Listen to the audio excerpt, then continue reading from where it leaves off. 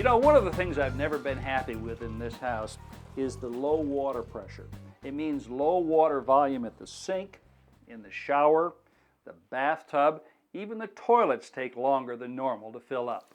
Just how low is my water pressure? Well, to find out, I grab a water pressure gauge from the truck, attach it to a hose bib in the basement, and turn on the water. Just over 40 pounds. And on the second floor, it's probably a lot less.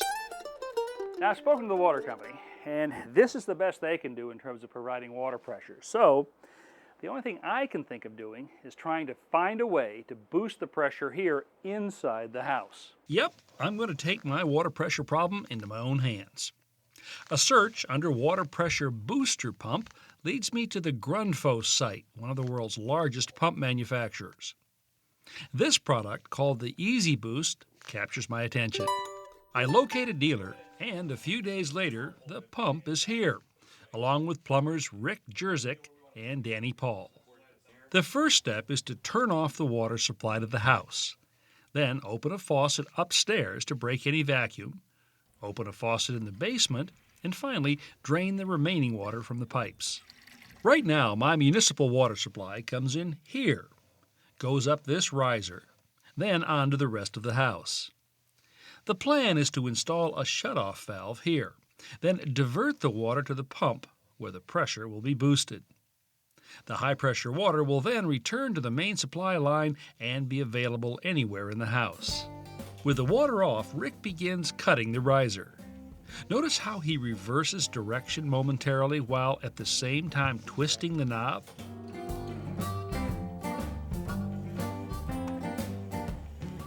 Now, this technique allows the cutter to be advanced more easily and reduces the likelihood of distorting the pipe. Next, he installs a shutoff valve at the beginning of the pump loop. Then begins rebuilding the riser.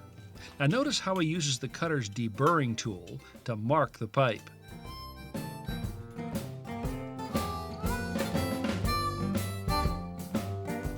Up to this point, the pipes are being dry fitted, that is, no solder.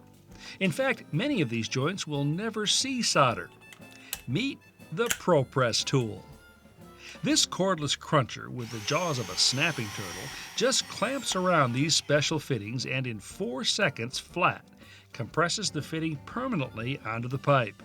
Now, this is one very cool device, but with a price tag of $1,500 to $2,000, well, it'll probably remain in the pros domain for now. Both the pipes and pump will have to stand off the wall by several inches. To make that happen, Danny bores holes into the concrete wall using a carbide masonry bit.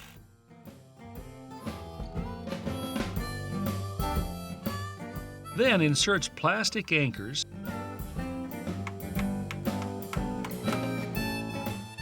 and drives in a hanger base.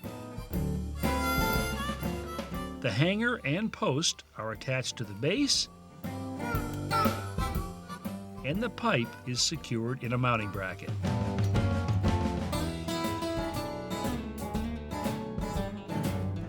More press fittings,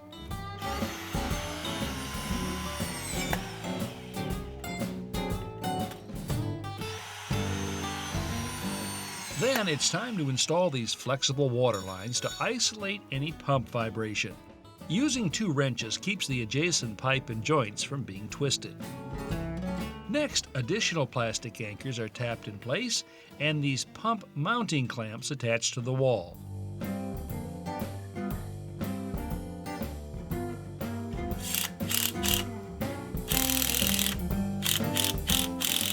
Once the pump itself is in position, the clamps snap together.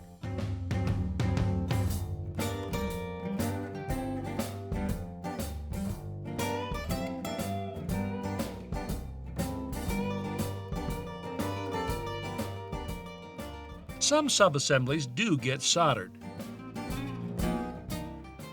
but most of the inline joints are left to the ProPress.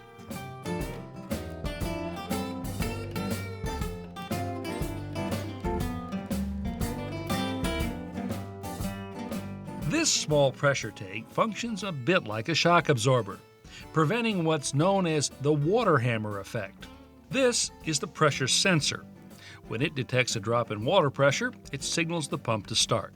And here is the brain of the system, the controller. It monitors water pressure, tells the pump when to start and stop, and how fast to run. Its microprocessor also detects malfunctions and displays error codes if there's a problem.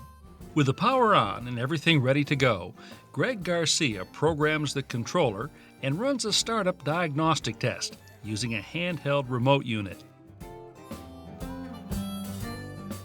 Before firing up the booster pump, I go upstairs and conduct a water flow experiment in the shower. It takes 1 minute and 50 seconds to fill a 5-gallon bucket. Then I set the pressure to 70 pounds